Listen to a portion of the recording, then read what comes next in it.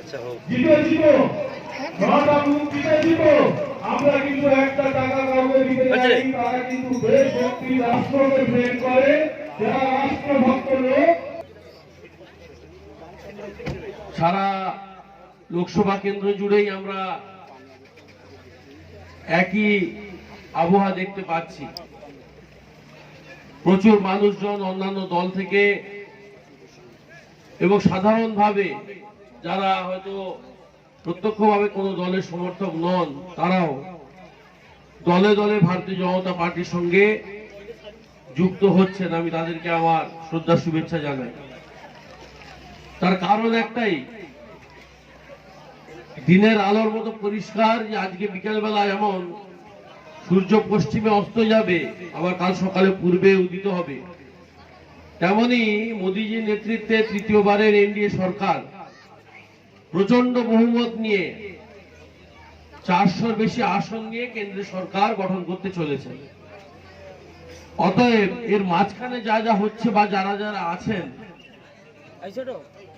তাদের দিকে তাকিয়ে তাদের জন্য বসে থেকে সময় নষ্ট করার একেবারে দরকার নেই। কারণ দেওয়াল লিখনটা স্পষ্ট হয়ে গেছে। যেভাবে বিগত 10 বছর মাননীয় নরেন্দ্র মোদীজি আমাদের দেশকে এগিয়ে নিয়ে চলেছেন, যেভাবে ভারতবর্ষকে অর্থনীতির দিক থেকে, পরিকাঠামোগত দিক থেকে এবং সার্বিকভাবে সারা বিশ্বে আজকে আমাদের দেশের যা প্রভাব, দেশের যা গুরুত্ব, দেশের যা সম্মান, সারা পৃথিবী ভারতবর্ষের নাম আজকে সম্ভ্রমের সঙ্গে গ্রহণ করছে। অতএব এখানে লড়াইটা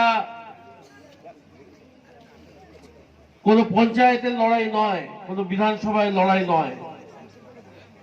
এই লড়াই দেশ রক্ষার লড়াই, দেশকে এগিয়ে নিয়ে যাওয়ার লড়াই।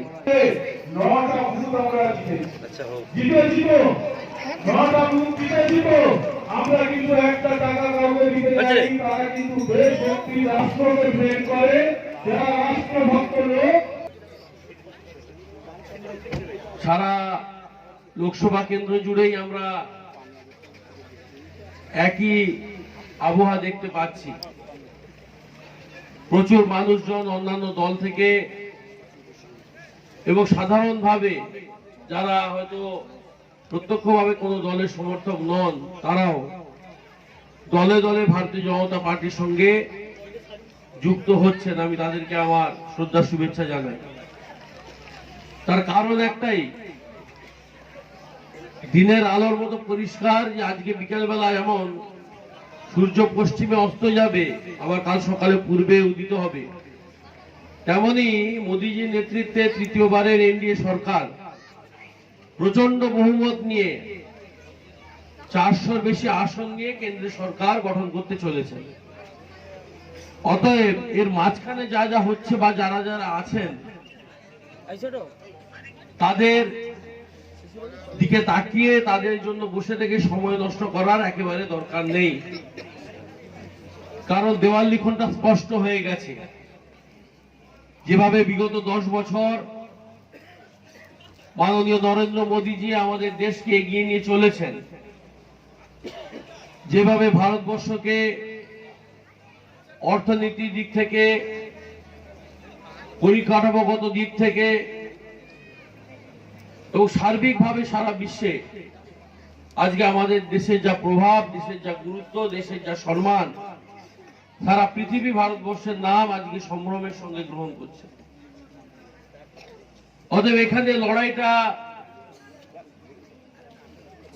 কোন পঞ্চায়েতের লড়াই নয়, কোন বিধানসভায় লড়াই নয়। এই লড়াই দেশ রক্ষার লড়াই, দেশকে এগিয়ে নিয়ে যাওয়ার লড়াই।